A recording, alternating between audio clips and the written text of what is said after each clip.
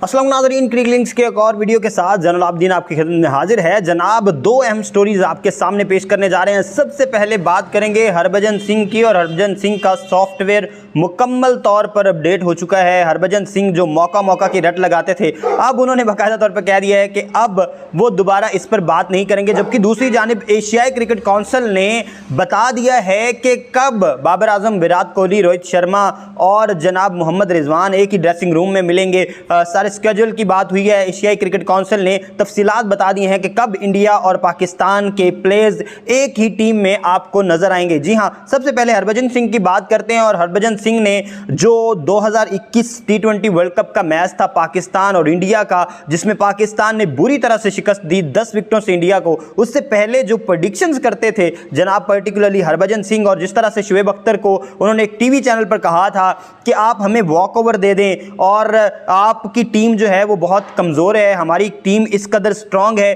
कि पहले से ही मालूम है कि हमारी टीम ये मैच जीतेगी, तो आप हमें वॉक ओवर दे दें और मैच खेलें ही ना, क्योंकि मैच खेलकर आप वक्त ज़ाया करेंगे। लेकिन उसके बाद हमने देखा, मैच के बाद की सिचुएशन देखी, फ़ौरन से ही शुएब अख्तर ने जवाबी हमला किया। जब पाकिस्तान वो मैच जीता तो शुएब अख्तर ने कहा जनाब हरभजन सिंह से कि अब बताएं, क्या वाकई आपको वॉक ओवर चाहिए? क्या वाकई मौका आपको मिला था मौका? अब बताएं, बाप कौन है और बेटा कौन है? अभी फिर फादर्स डे गुजरा है जनाब रिसेंटली, और अब की दफ़ा बयान जारी किया है जनाब हरभजन सिंह ने कि T20 वर्ल्ड कप 2022 में एक दफ़ा फिर इंडिया और पाकिस्तान होंगे मद्दे मुकाबिल जनाब अक्टूबर में ऑस्ट्रेलिया के मैदानों में। लेकिन उन्होंने कहा है कि अब मैं इस तरह की कोई प्रेडिक्शन नहीं करूंगा, क्योंकि अब मौका वाला सवाल भी नहीं बनता, और दोनों टीम्स में कौन जीतेगा ये वक्त बताएगा। मैं किसी किस्म की कोई प्रेडिक्शन नहीं दूंगा। जी, उन्होंने कहा कि मुझे शुएब अख्तर ने भी कहा है कि इस तरह की कोई अब प्रेडिक्शन ना दीजिएगा, और मैं उनकी बात को मानता हूं, मैं सहमत हूं उनकी बात से,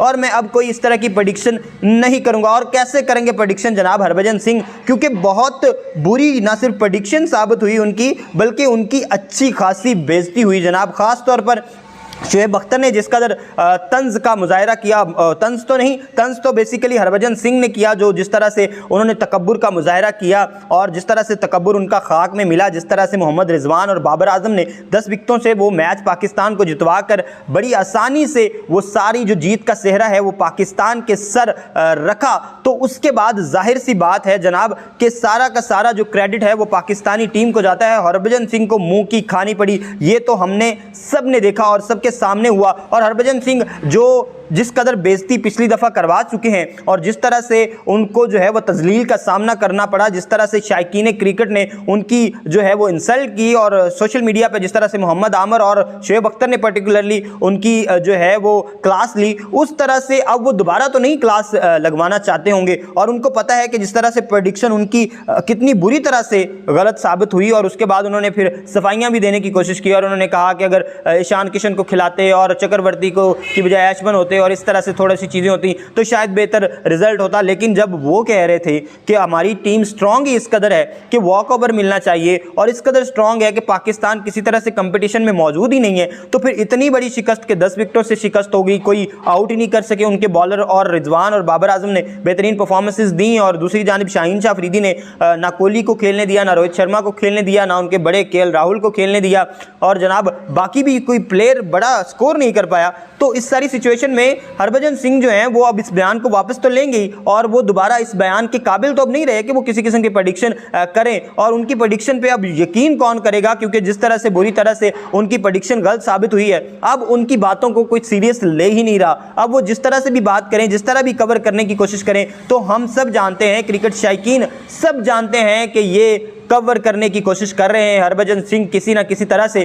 और कवर इस तरह तो नहीं होगा। अब हम किसी किस्म का तकब्बुर का मुजाहरा नहीं करेंगे, शुएब अख्तर ने भी कहा है, और हम भी क्रिकेट शायकीन जो है किसी किस्म का तकब्बुर का मुजाहरा नहीं करेंगे। दोनों सॉलिड टीम्स हैं और बेहतरीन कारकर्दगी है, पाकिस्तान की भी इंडिया की भी। ओवरऑल हम देखें जिस तरह से उन्होंने साउथ अफ्रीका के खिलाफ कमबैक किया, और पाकिस्तान जिस तरह से ओवरऑल खेल है, तो दोनों की बेहतरीन परफॉर्मेंसेज हैं। ऑस्ट्रेलिया के मैचेस जो हैं वो मुख्तलिफ होंगे, ये यूएई की पिच नहीं है, ना ये इंडिया को सूट करेगी ना पाकिस्तान को, तो दोनों के लिए बराबर मुकाबला होगा। अब देखते हैं कि कौन सी टीम यहाँ पे फातेह करार पाती है और कौन सी टीम वर्ल्ड कप में एक दफ़ा फिर से हराती है दूसरे जो अपने राइवलरी हैं उनको। अब उसके बाद जनाब बात करें ACC की, एशियन क्रिकेट काउंसिल ने बयान जारी कर दिया है बाकायदा तौर पर। जो बाबर आजम और विराट कोहली, मोहम्मद रिजवान, रोहित शर्मा एक ही टीम में खेलने की बात चल रही थी, एशियन क्रिकेट काउंसिल जो है उन्होंने बाकायदा तौर पर इस पे बयान जारी कर दिया है कि बिल्कुल सदाकत है जनाब इन बयानात में, और वाकयातन बात चल रही है पेपर वर्क। उन्होंने कहा है कि हम पेपर पे वर्क कर रहे हैं, पेपर वर्क तकरीबन